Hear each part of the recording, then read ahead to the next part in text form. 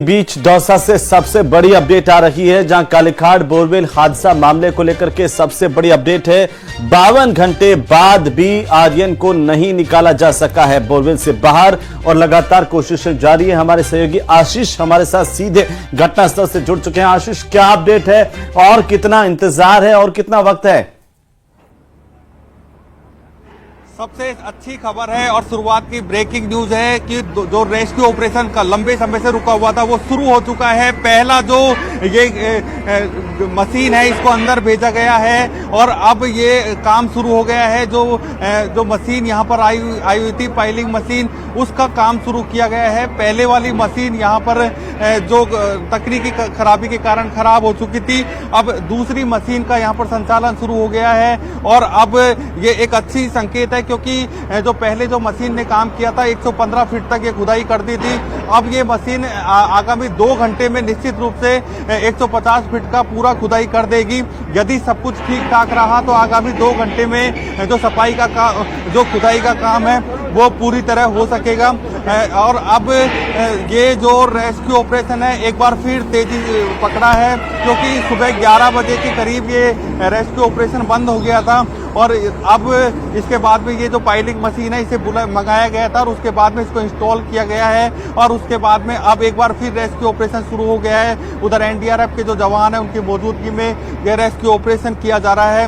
Police और प्रशासन के जो अधिकारी हैं वो यहाँ पर मौजूद हैं और उनकी मौजूदगी में ये पूरा जो रेस्क्यू ऑपरेशन है वो किया जा रहा है। तो निश्चित रूप से एक सुखद खबर हम कहेंगे कि जो लंबे समय से आर्यन को बाहर आने का इंतजार किया जा रहा था पूरे देश की जनता को, वो इंतजार अब खत्म होने वाला है, क्योंकि 2 घंटे बाद ये पूरी खुदाई पूरी हो जाएगी।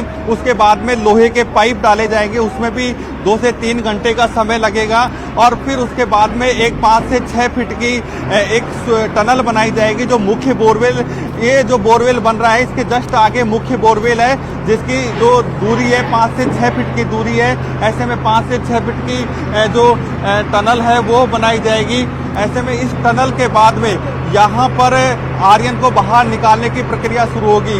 ऐसे में क्योंकि तो कितना घंटा लगेगा आर्यन को बाहर निकालने की इस प्रक्रिया में, क्योंकि घंटा दर घंटा लगातार इंतजार बढ़ता ही जा रहा है? आशीष,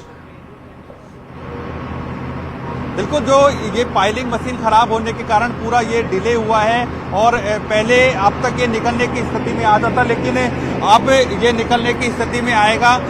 2 घंटे इसमें खुदाई में लगेंगे, उसके बाद में 2 से 3 घंटे पाइप लगाने में लगेंगे, लोहे के पाइप लगेंगे और 3 से 4 घंटे इसकी टनल बनाने में लगेंगे।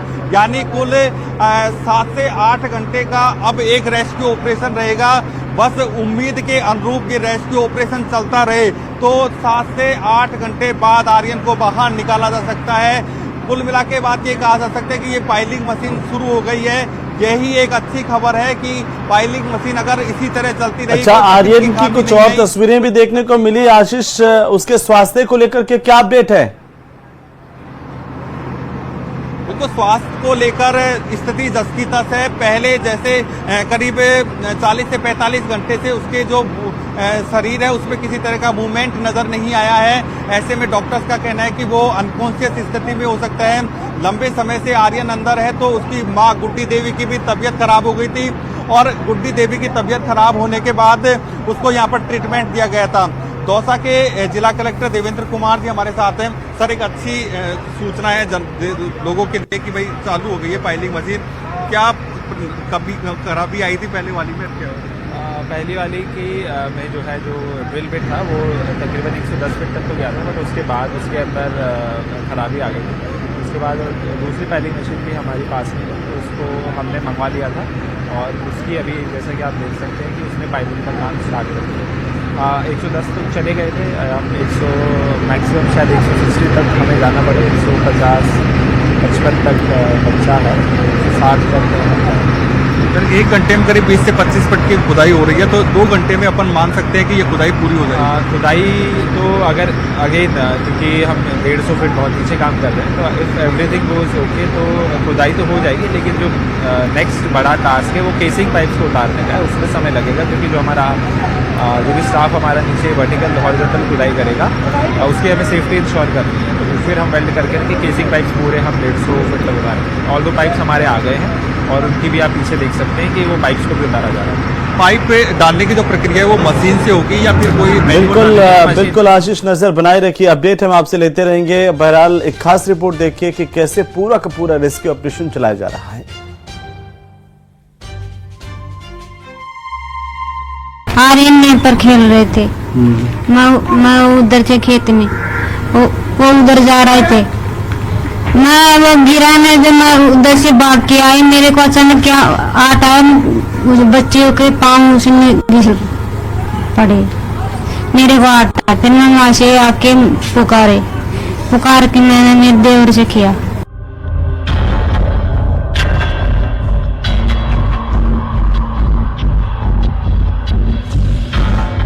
आर्यन के लिए दुआओं का दौर।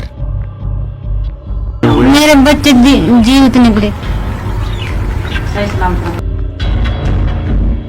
3 दिन से बोरवेल में फंसा है मासूम। अभी हमने 3 जगह नाकाबंदी प्लान शुरू किया है कि नाकाबंदी करके उन लोगों को वहीं रोका जाए, अदरवाइज यहाँ बहुत सारी भीड़ हो जाएगी तो दूसरी प्रॉब्लम्स हो जाएंगी।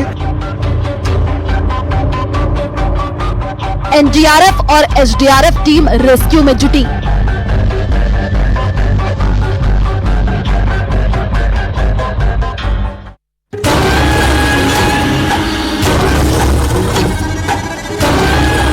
आर्यन को बचाने के लिए एक तरफ रेस्क्यू ऑपरेशन जारी है, वहीं दूसरी तरफ बच्चे की सलामती के लिए दुआओं का दौर भी चल रहा है। दौसा के कालीखांड गांव में सोमवार दोपहर 3 बजे 5 साल का आर्यन अपनी मां की आंखों के सामने ही 150 फीट गहरे बोरवेल में गिर गया था। तब से लेकर अब तक उसे बचाने की तमाम कोशिशें की जा रही हैं, लेकिन ये बात और है कि सफलता अब तक हाथ नहीं लगी है। यहाँ पे वाटर लेवल थी, लेकिन अब की बार बरसात ज़्यादा हुई है तो वाटर लेवल हो सकता है कि साल घट रही क्योंकि जो बॉरवेल है उसमें भी पानी है, तो उसके लिए आसपास के जो समरसेबल है वो सब चलवा दी गई जिससे कि वाटर लेवल घट रहा। आर्यन को सुरक्षित बचाने के लिए एसडीआरएफ, एनडीआरएफ के साथ मौके पर एक्सपर्ट भी मौजूद है। देसी जुगाड़ से भी बच्चे को बाहर निकालने की कोशिश की जा रही है। वहीं दूसरी तरफ पाइलिंग मशीन के जरिए खुदाई का काम चल रहा है। जानकारी के मुताबिक 12 इंच के ड्रिलिंग सिस्टम के बाद अब 10 इंच के ड्रिलिंग सिस्टम से आगे की खुदाई की जाएगी। इसके बाद में जो आर्यन है उसे बाहर निकाला जाएगा जिला कलेक्टर डिवीजन से बात करने की। पहले जो प्रयास किए जा रहे हैं उन पर अब काम नहीं किया जा रहा है, अब तीसरे प्रयास पर काम किया जा रहा है। पाइलिंग मशीन के जरिए अंदर तक पहुंचने की कोशिश की जा रही है। कलेक्टर ने बताया कि 150 फीट के करीब खुदाई होगी और उसके बाद जो मैनुअल टनल बनेगी, उससे पहले इसके अंदर लोहे के पाइप डाले जाएंगे, फिर आर्यन को निकालने का काम होगा। यानी पूरी प्रक्रिया में आज दिन भर का समय लग सकता है और उम्मीद है कि आज शाम तक आर्यन बोरवेल से बाहर आ सकता है। आर्यन को सुरक्षित रखने के लिए बोरवेल में ऑक्सीजन की सप्लाई की जा रही है। हालांकि कल के बाद सीसीटीवी में उसका कोई मूवमेंट नजर नहीं आया। सोमवार शाम से ही दौसा के डीएम मौके की मॉनिटरिंग कर रहे हैं। तीसरे दिन में किस प्रकार की प्रक्रिया अपनाई जा रही है या बिल्कुल अभी जैसे कि आप देख सकते हैं कि यहाँ पर वर्टिकल मीटिंग चल रही है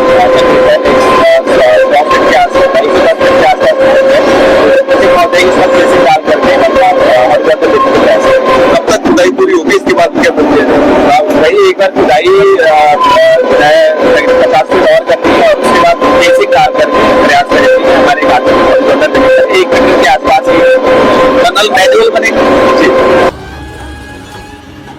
बीतते वक्त के साथ आर्यन को बचाने की कोशिशें तेज हो रही हैं। दूसरी तरफ भगवान से उसकी सही सलामत होने की दुआ की जा रही है। लेकिन हैरानी की बात देखिए कि जिस बोरवेल में आर्यन गिरा है उसे 3 साल पहले उसके परिवार ने ही खुदवाया था।